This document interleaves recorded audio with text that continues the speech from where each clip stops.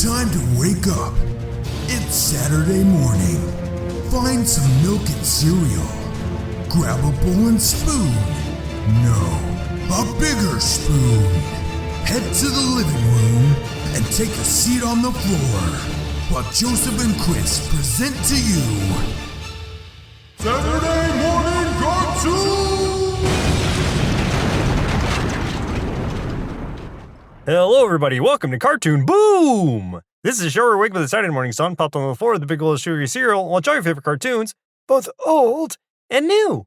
I'm Joseph. And am I a teenager or a toad? I don't even know. My name's Chris. And this morning, we watched Battletoads. It was trying to become a series, but it didn't work out. Yeah, it failed. We'll discuss. Yeah. It failed pretty bad. This was brought to us by Habanero Prescott via Instagram. Thank you, Habanero Prescott. I still appreciate that name. So Battletoads, the pilot episode aired in 1992, based on the Battletoads video game for the NES by Rare, since the only one that was out at the time was the 91 NES version.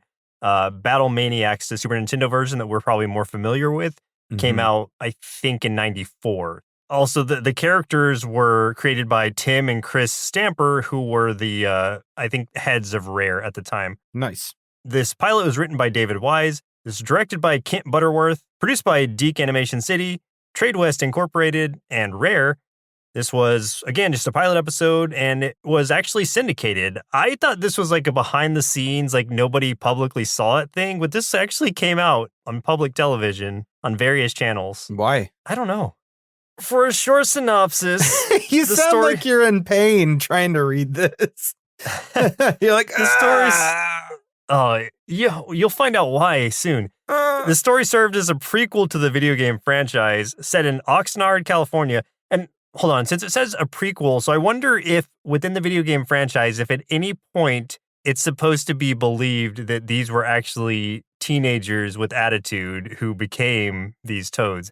I really don't think so. I don't think that that's the case. Well, you just played one of the earlier games like several months back. At any point when you were playing that, did you feel like you were playing a teenager from Earth who got turned into a Battletoad and then went to space after the fact? I did not. Okay. At no point did I feel that way. No, I didn't think you did either. Yeah. It stars 3 junior high schoolers. The trio is given the ability to transform into anthropomorphic toads with superhuman strength and the ability to change their arms and legs into weapons and techniques called smash hits. They are charged with protecting Professor T-Bird and Princess Angelica from the Dark Queen, who wants to steal Angelica's magical amulet for her plans of universal conquest. There we go. You got through it, bud, and I'm proud of you for that. Question, though. They didn't get really far with their naming conventions, did they, for this cartoon, when they just decided to call their moves smash hits? Yeah. I think there were a lot of attempts to be clever in this show, but I don't know that any of them actually panned out. Didn't really land. Yeah. No. So this spinoff was basically attempting to capitalize off the popularity of the Teenage Mutant Ninja Turtles. Yes. And they also did that with Street Sharks and Extreme Dinosaurs later. Deke did. I mean, just like everything was at the time. Everything was trying to become the next Ninja Turtles. And this was one of the earlier attempts to, but man, it didn't pan out. Yeah, it just wasn't the same. For some reason, this didn't feel the same. Something about it. Well, it was almost like if the team only consisted of a combination of Michelangelo and Raphael. Like there was no one who was responsible and no one was that smart. Even the nerdy kid wasn't very smart. He like broke the one computer that he tried to do stuff on. Yeah. I guess it would be like 3 Michelangelos dressed up as some of the others. Yeah, it was 3 Michelangelos. One of them had a little bit of attitude, so maybe a dash of Raphael in one of those Michelangelos. And one wanted to be a Donatello, but just couldn't. Yeah, a failed Donatello, a fake Raphael, and then just Michelangelo. Yes, just regular Michelangelo. So who are some of the actors who played in this show? All right, so the character of Morgan Ziegler, a.k.a. Zitz, was voiced by Ian James Corlett, who we would know from shows such as Street Sharks where he voiced T-Bone a little bit. He one of those TMNT clones that actually did work out for him. Jossum. Yeah, he voiced Cheetor in Beast Wars and Beast Machines. He voiced Andy in What's with Andy? And he also was the voice of both Goku and Master Roshi in one of the Dragon Ball Z dubs, one of the many. And I think probably the one most people would have heard on Toonami, because like that's the voice I hear in my head a lot when I think of Goku, is that same voice as Cheetor. Yeah. So Dave Shar, aka Rash, voiced by Jason Mikas, who was the voice of Bucky O'Hare from Bucky O'Hare and the Toad Wars. A much better show. Yeah. George Pye, aka Pimple, and also the voice of General Slaughter, both voiced by Scott McNeil. Scott McNeil is no stranger to anyone that listens to our podcast here. He's been in pretty much anything Gundam, Wolverine and X-Men Evolution, Wrath and Mummies Alive, Rat Trap, Waspinator, and Dinobot in Beast Wars and Beast Machines. He was Piccolo in one of the Dragon Ball Z dubs. He's in a lot of stuff. You're gonna hear about him in like every other episode. So let's just move on. Princess Angelica was voiced by Lalania Lindberg. Goodness, that was a mouthful. Like I feel like I don't know, like I just pronounced some sort of, I don't know, beautiful cheese dish. So she was the voice of Bulma in the Dragon Ball Z BLT dub. I don't know what dub that even is. That's just what it says. BLT dub. I don't know what dub that is either. Bacon, lettuce, tomato. Bacon, lettuce, tomato dub. But here's an infamous character that she was the voice of that I want everybody to prepare themselves for. Put your feet flat on the floor. All right. I want you to brace yourselves flat. Grab, if you have arms on your chair, grab them, sit tight. I don't. Oh crap. Well, put your hands on your knees. I'm grabbing imaginary hands. There you go.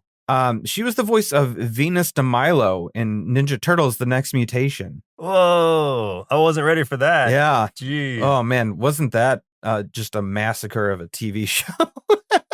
I haven't heard that name in 50 years. I haven't heard that name in a long time. Yeah, that show was gross.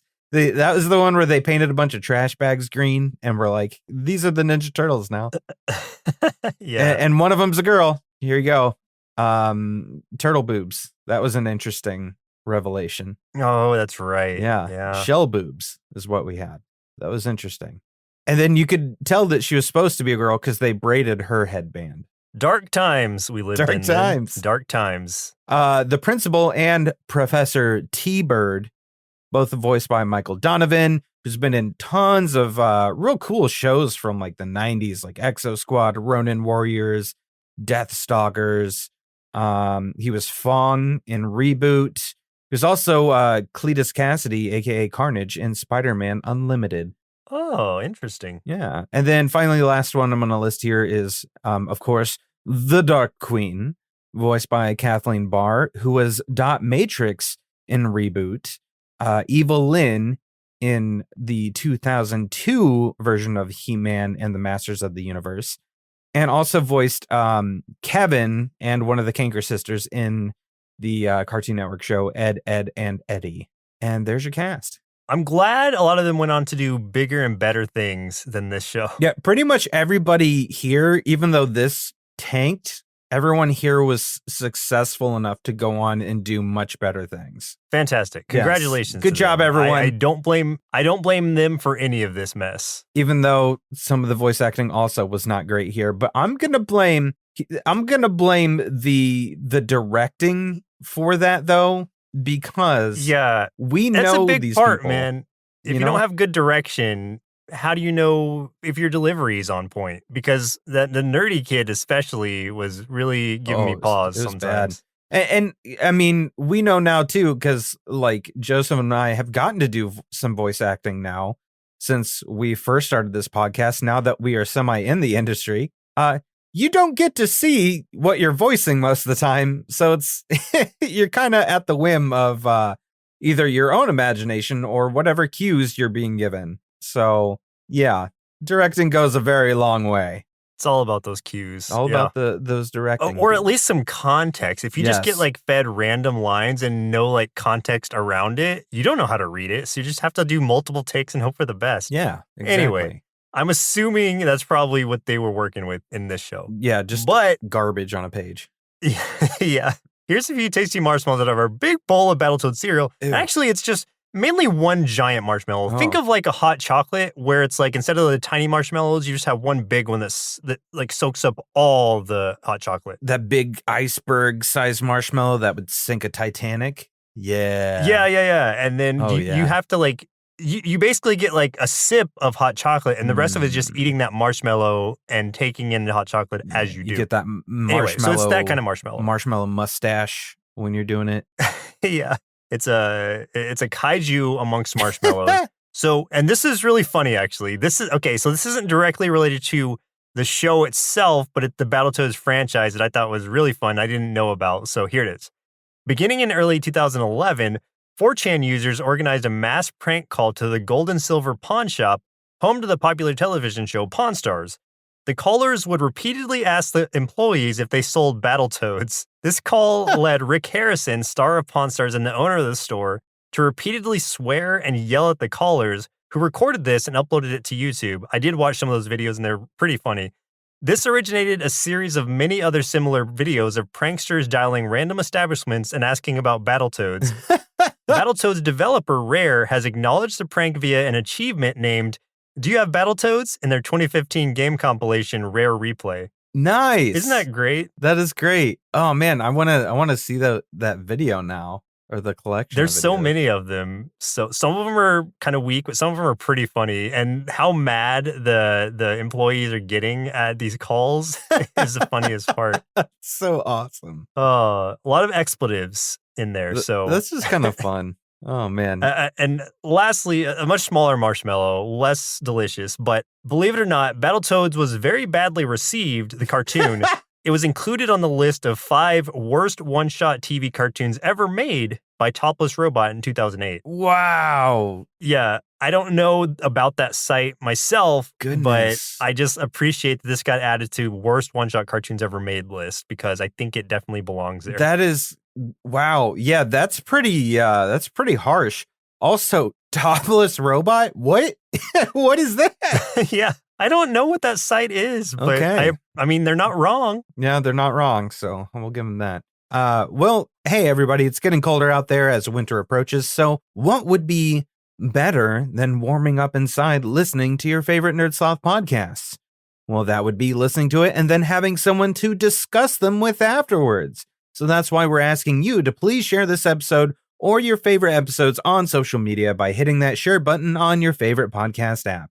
And don't forget to head to nerdsloth.com and check out the store for all the December savings on all of our Nerdsloth merch this month while you're looking for those last-minute Christmas gifts for your favorite nerd. So let's go ahead and talk about this pilot episode. Let's get warty real quick, Chris. I mean, there was some toads, and then there was teenagers that became toads. So what did you like about this? No. I want to highlight the surfer theme song, the 50s surf rock song that we got. Wow. Yeah. Why? That's what I'm saying, man. They were all Michelangelos. Californians only listen to surf rock, Joseph. I guess, man. Especially children. It didn't feel right. None of them were even surfers. None of these teen kids. There's a lot of like mixed vibes here that nothing matched up. Like this would have matched the Ninja Turtles better than it would have matched the Battletoads. Yeah. And instead of having like an epic intro like Ninja Turtles did, it just kind of had clips from the episode you're about to watch. So you have Professor T-Bird, who is pointless bird man and a professor. I guess he's smart. I don't understand the need for certain characters in shows like this. Like I get the I don't know, man. I'm just mad. I'm just really mad that I watched this right now. I'm really sorry to Habanero Prescott. I'm just real crabby. I think I see the purpose behind having a character like this, just because, especially in this show, you need someone who can actually build things. Nobody else could do machines, so you had to have somebody in there too. And he's from the video games too, so it makes sense that he's there. But That's true. He's just everybody else here. Like the princess is just like super bubbly. Like she's not a smart character. Though, all the characters are party dudes. she's like one of the only characters I enjoyed, though, was the princess. Yeah, she was fun. Like she didn't overdo it like the rest of them did. Yeah, she was funny. Like her whole like when she comes to Earth and doesn't understand anything. That was like one of the few parts that got some chuckles out of me.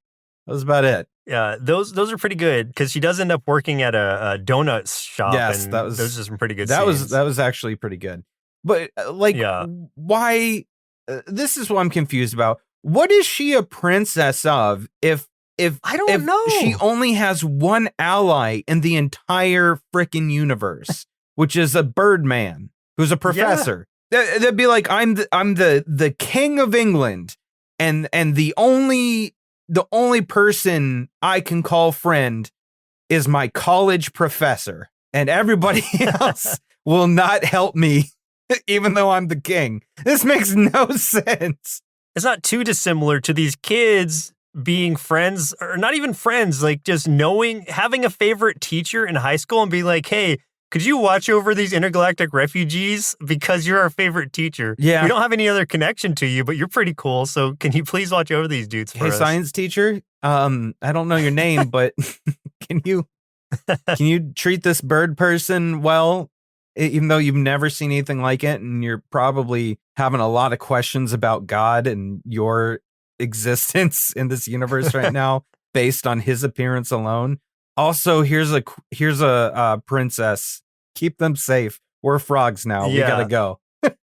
Yeah, we're frogmen now. If you want proof, here it is. And they're so ready to tell everybody. I was thinking it was gonna be like a secret identity, but they're just like, no, we're toads now. We're toad dudes. Yeah. Oh man. Their entire school knows that by the end of it. Yeah, it's crazy. They changed in front of everybody to show it off. And here's another question I had. Like you said in the plot description, this is junior high. This isn't even this isn't high school. Why do they have a car when like at their oldest, like the oldest would be 13 or 14 in junior high? They had a car, but it didn't work. So I don't know if they just were fixing the car or what. But like, even if they fixed it, what would they do with it? They can't drive it. Look, these kids got chosen for a reason. And the reason was because they were the only people around when the professor and princess teleported to Earth. Yeah. I mean, with a golf club of all things. Yeah. So, okay, let's talk about the kids real quick. Morgan Ziegler is the nerdy kid who's also the leader, weirdly.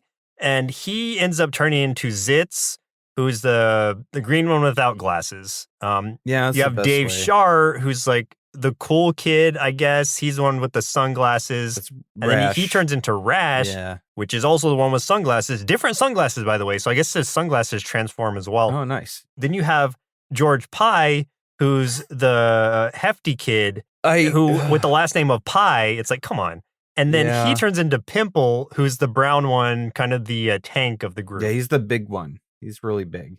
Yeah. Yeah, and he is, I guess, supposed to be good at sports. Oh, yeah, he's good at basketball, but also breaks the hoop when he slam dunks it. And slams into everybody. But the fact that he got so much air when he slam dunked it, I mean, that was impressive. Here's the thing, though, and I'm not going to pretend to be a sportsman, a sports connoisseur, or sports scientist. I'm no sports scientist. Yeah. Not by any means. But like when he goes to show off his basketball skills, he does slam everyone to the ground first. I don't know if you can technically call yourself good at sports if you can't follow any of the rules. Like, even if you have skills, if you can't follow the rules of that sport, I still don't think that makes you good at sports. If part of your skills is fouling against everyone before your shot, I'm pretty sure you don't know how to play the sport. Well, yeah, that would be like, hey guys, I'm really good at baseball, but like I run the bases with the bat and hit everyone I pass. Yeah. Like then I think people would be like, no, you're not good at baseball because that's not how the game works. And also really cruel. Yeah. I think maybe you miscalculated your skill level. I don't know. I'm That's a just me. fantastic boxer, but I also throw in some sweet kicks while the ref's not watching. You're not great at boxing. Yeah, I'm a great boxer, but I do punch below the belt every time I punch. But then again, there is the Mike Tyson argument, though, that he's supposed to be one of the greatest boxers of all time, but he keeps eating people's ears. And that's not part of the rules. Yes, but he was a great boxer prior to those things and then after those things. Oh, yeah. So that's different than George Pye, who immediately goes in with the fouls. It's true. Anyway, so, okay, the idea of this whole thing is the professor and princess, before they have to flee their home planet X, whatever it is, they get this genetic essence of the Battletoads, which gross. I'm just going to say they could have chosen a better name. I don't want to know what it is. Yeah, of the previous Battletoad warriors. And they use some kind of like, what are those called? The seltzer? They put like a little seltzer spritz on it. A little bottles? spritzer bottle. Yeah. To mist them. Yeah, and so they missed genetic essence all over these teens. This is getting worse the more we talk about it. It's getting grosser. I'm quoting the show. I don't want to talk about misting somebody with essence. To turn them into these legendary warriors, the Battletoads. I don't know if they were those exact same people, like they were always named Zitz, Rash, and Pimple, or if these are just like these kids turning into new toads. I don't know the whole story behind that. Whatever it is, it's ridiculous. But they come to Earth to find protectors. They turn these kids, because they're the first 3 kids they see in this gas station, into Battletoads. And then the enemies appear and a fight ensues.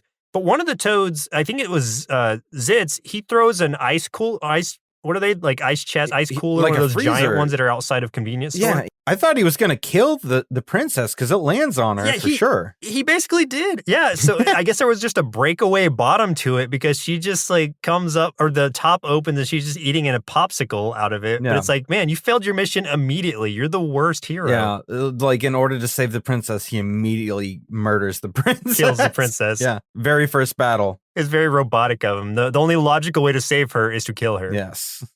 I love it. Oh boy. Yeah. And then the Dark Queen and her miscreants, headed up by Major Slaughter. Was that his name? General Slaughter. Not to be confused with Sergeant Slaughter. Yeah, I almost said Sergeant Slaughter, and that's why I was just like, wait, what is the name? I know it's not that. They show up by transporting themselves through a sloppy Slurpee machine. Yeah. You can't make these up. Literally, the arm reaches through the machine, pulls the lever, and then they all drip out like Slurpee and become, their regular selves. And I don't get it. Their genetic essence pours out of the Slurpee machine. Gross.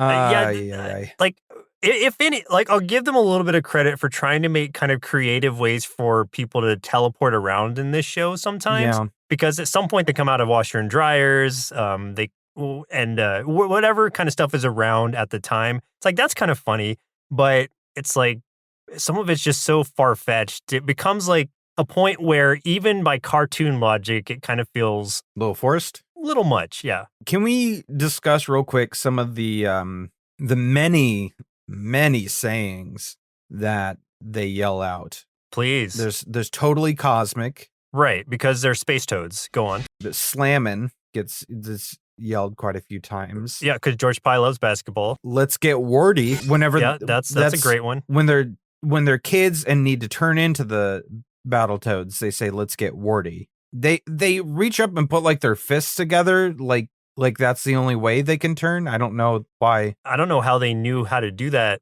anyway, but yeah, it's animal instinct at this point. Yeah. When their Battletoads need to turn back into kids, they do the same thing, but say, "Let's get normal." That is one I want on a t-shirt for sure. Let's get normal. It's the driest catchphrase that I've ever heard. But then, of course, you also got a lot of Toads rule. Anything to copy off of other properties was in here in some fashion. Did I miss any? Where we're going, we don't need roads. Yeah. Did I miss any, or did I get them all? I think I got them all. No, you highlighted the best ones. I just wanted to make sure you got "Let's get normal" and "Let's get warty." Those are my two favorites. Those were pretty good. Eventually, the princess does get kidnapped and taken back into space to so easily, by the way. Yeah, really so easily. because like they've seen the ability of the Dark Queen and her minions to teleport around, and they just leave the princess alone to do her day job at the donut shop without any protection or supervision. And of course she's going to get kidnapped. Yeah. Anyway, they're just kind of like I don't know. They start fighting with the Battletoads and just distract them while they kidnap her, and it's really easy. It takes like 2 seconds. They take her back into space to the to like I guess their lair, which is like this tower on this planet, to hold her hostage because that's plot. yeah. And then the Toads don't have a way to get there, and they're like, oh no. But then because he's a professor, I guess, of space mechanics and also Earth vehicles, like terrestrian vehicles, he managed to merge the two together and turn this Cadillac that these junior high school students have into a spaceship. It just basically they just fly it into space and go straight there to rescue her. I do want to point out, and I think you'll agree, on this planet, when they first fly there, that is one of the most phallic-looking towers that I've ever seen in a cartoon. Yeah. And not only that, but they say, like, you have to start at the base, then go up the shaft, and then, like, finish at the head. And it's like, oh, my God. They have to be doing this on purpose. It had to be intentional, right? There's no way it wasn't. They called a lot of attention to that. And like, when you say, like, it even looked phallic, we're talking, like, you know, back in the day when the original Little Mermaid came out and someone drew one of the towers to specifically look like that. Yeah, this was pretty similar to that situation. Yeah, and they slow panned down it to make sure you saw every bit of it, too. Yeah, people just didn't really think this one through. So they have to climb up the tower to rescue Angelica. They do that. We don't see any of that part of them actually climbing the tower. We just see them get into the tower at the top. They rescue Angelica. They go back to Earth. And then it's oh, well, now we got to chase him back to Earth again. Aw, shucks. Because this pilot just won't end. It's 20-something minutes long, and it won't end. There's so much back and forth. Once it got halfway through, I was like, okay, you know what? It's fine. This is a great place to cut it off. I've seen enough. And then there's another kidnapping scene and another battle. Yeah. It's like, no, why? Or not even that. It's like the princess comes back, or not the princess, the queen comes back with her wit saw. I don't know what she was saying, but it's basically a giant UFO that is also a buzzsaw. Like something you would think that our buddy Sawboss would be flying. But instead it was the Dark Queen. Oh my God, I ship them so much. Dark Queen and Sawboss. Dark Queen and Sawboss. Oh, that would be beautiful. Somebody send us some fan art of Sawboss and the Dark Queen's wedding. They'll have, like, instead of a flower girl, they'll have a saw girl just throwing saw blades everywhere. Yeah. That'd be great. The Dark Queen's like, hey, since you kidnapped the lady that we kidnapped, I'm going to destroy your mall. So she uses her flying saucer saw blade to start sawing through a shopping mall because, like... Right, the important monuments. Yeah, like, kids are like, oh, man, now I can't go get my new... I don't know what was cool back then. I need to get my Skechers. Oh, no. Sam Goody, where am I going to get my tunes? The Battletoads go in there. All they have to do is stand in one place, and then when everyone fires guns at them at the same time, they just leave that place that they were standing in, blows a hole in the ship, ship crashes, the bad guys escape again, and then that's pretty much it. They're just like, they're heroes to the principal and everybody else that they had already revealed themselves to by this point. Totally. I did want to comment on how normally in these shows, the way that they're made, when you have this group of villains, the henchmen would have been the ones who would have made the mistake that the queen made. Like, they would have said, fire on the ship, or, you know, fire at the Toads or whatever while they're aboard the ship. But instead, the queen is the one who made that demand, or who made that command, and her henchman, what's his name? General Slaughter He was like, just "No." like, no, that's a terrible idea. Like they kind of had reverse roles there where it seems like he's smarter than she is. She seems like she would be the one who's like the dark brooding, like one who's plotting all these ingenious plans, but her minions are the ones screwing it up. But instead it's kind of like they're all just dumb. Yeah. And by all, you mean everyone in this show. Yeah, everybody. Even, yeah. The good guys, the bad guys, the bystanders, all of them. Oh. Well, Chris, looks like it's about time we sent our kids to Oxnard, California to hang out with Zitz, Rash, and Pimple, and maybe bring along some acne medication just in case, then see what they thought of the show Battletoads. You know, I was thinking that a team of space toads fighting a super hot, sexy galactic queen couldn't be bad at all, right? It sounds awesome. No way you could ever mess that up. But they did. They mess it up as much as anyone can mess anything up.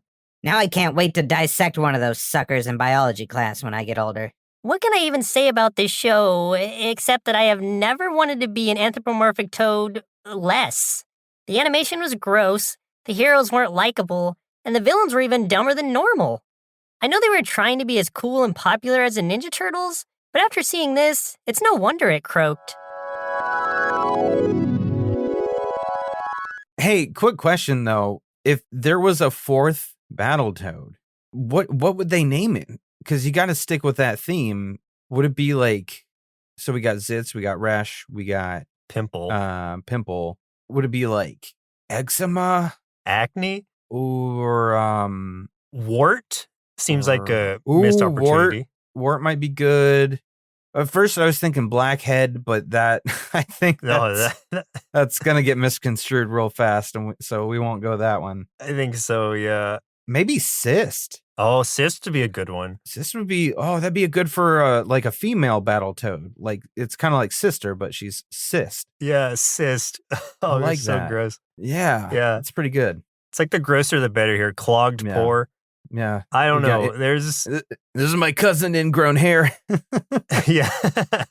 Oh man. Well, was there anything you liked about this one? Okay, so if I'm on the spot, I appreciate the fact that they at least attempted to bring over elements from the NES game, since that was the only one that was out in 92. I mean, like, they had the hand and foot transformation things that didn't really make sense in the games, and it still doesn't make sense here, so at least it's consistent.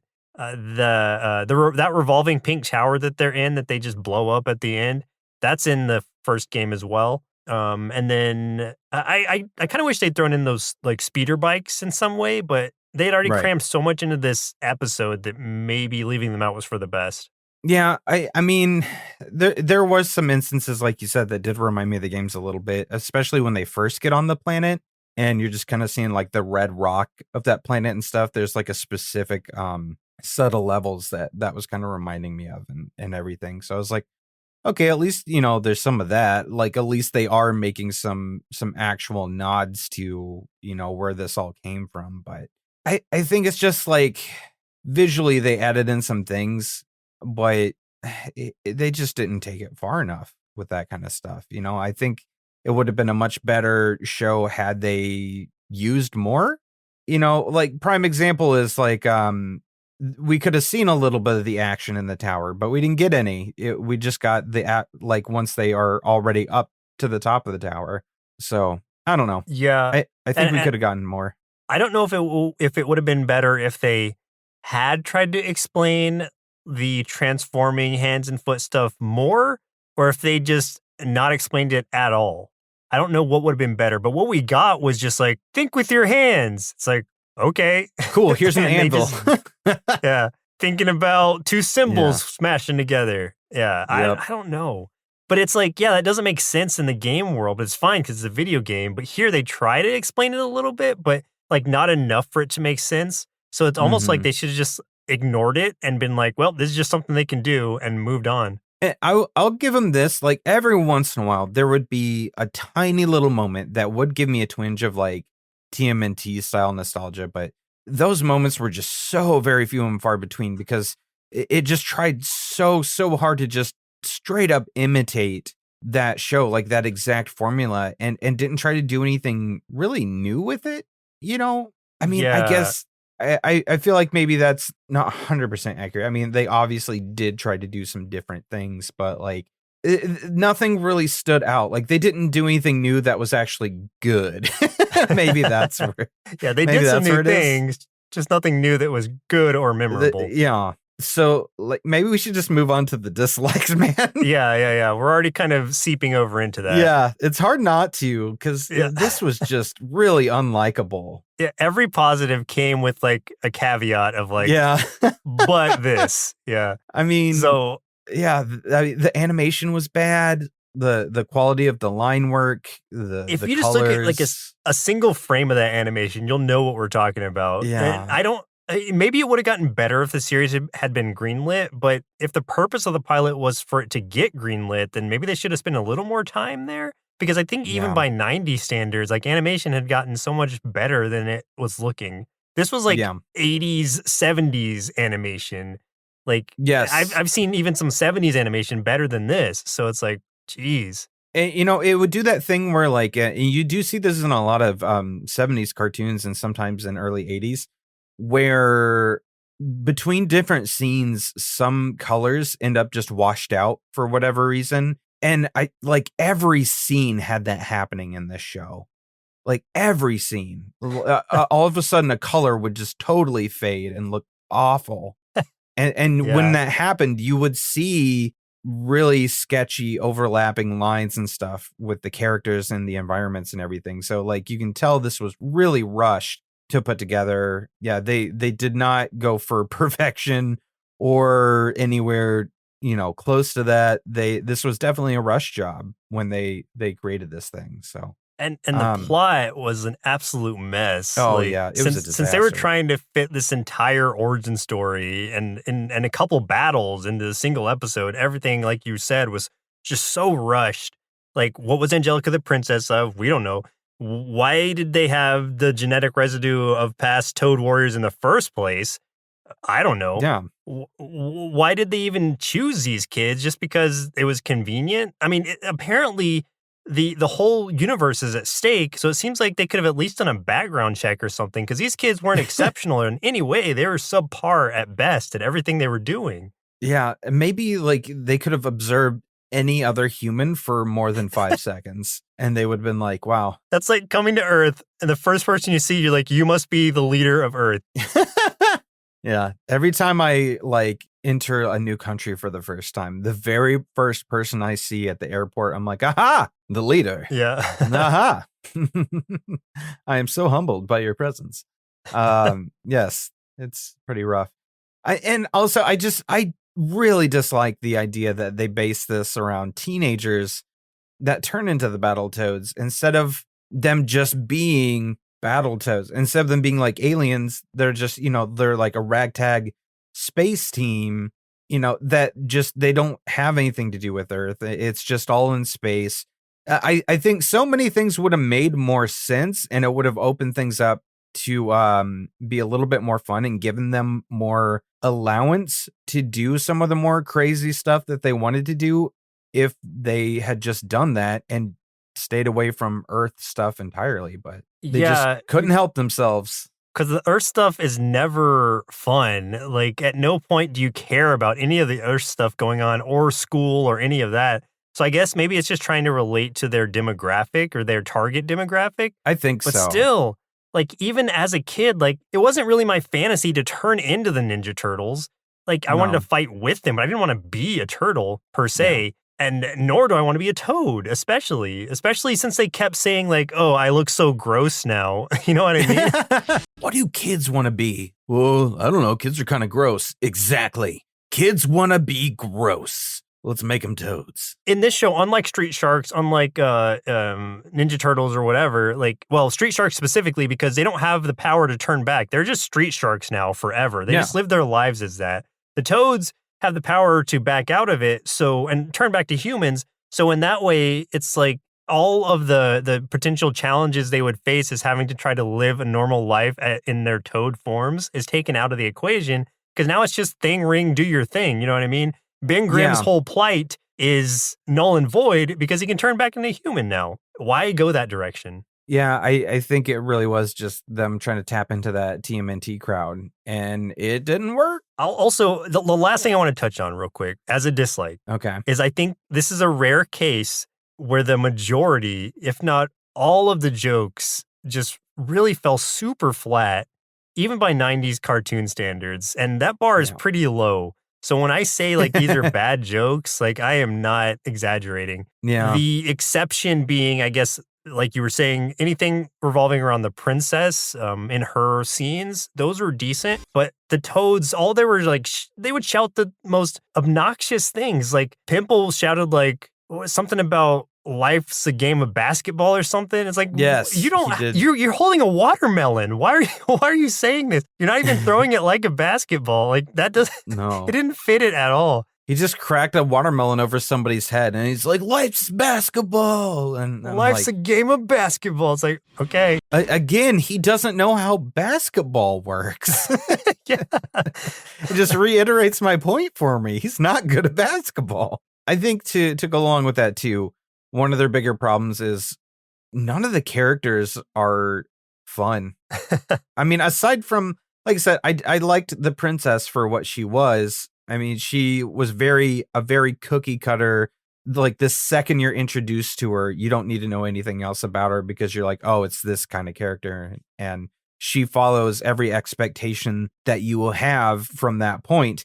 But like all the other characters are just utterly unlikable. There is nothing just fun about them at all. They're either boring or just so over the top that it's obnoxious. Everything sucks.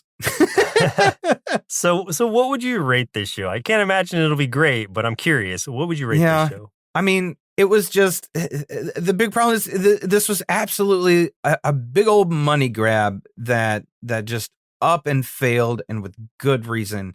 You know, if they had taken their time and given it some better treatment, even as a TMNT clone, they really could have had something here, because there's been plenty of other successes.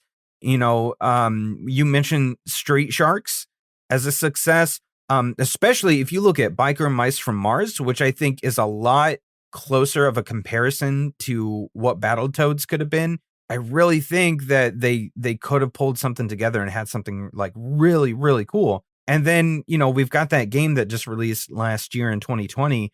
That game killed it. That game was amazing. Yes. So it just proves that this IP could make a great show, because that game in itself, me and Joseph were just like, holy crap, we would love to see a cartoon, an animated series based off of this game, because it was so funny. The animation of it was amazing.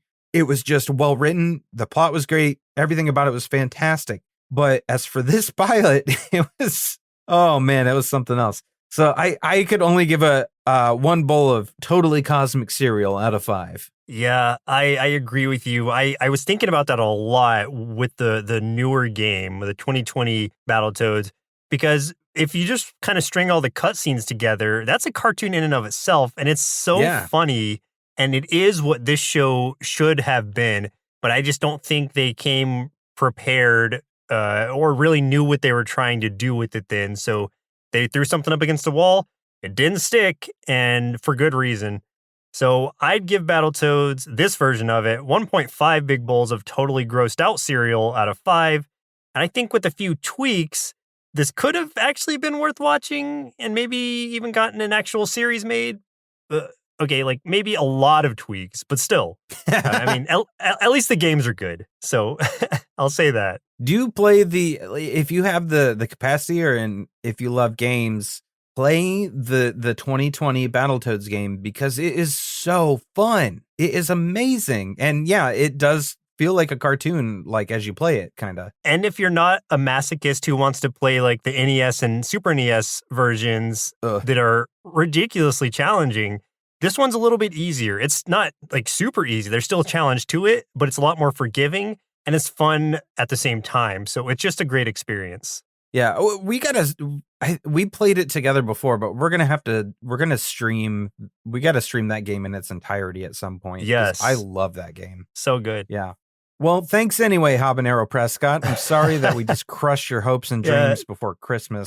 Thank you. Sorry. If you're a really big fan of the show, if you could tell us why, that'd be cool. if you're a really big fan of this one episode of this show that didn't get picked up, let us let us know why. Yeah.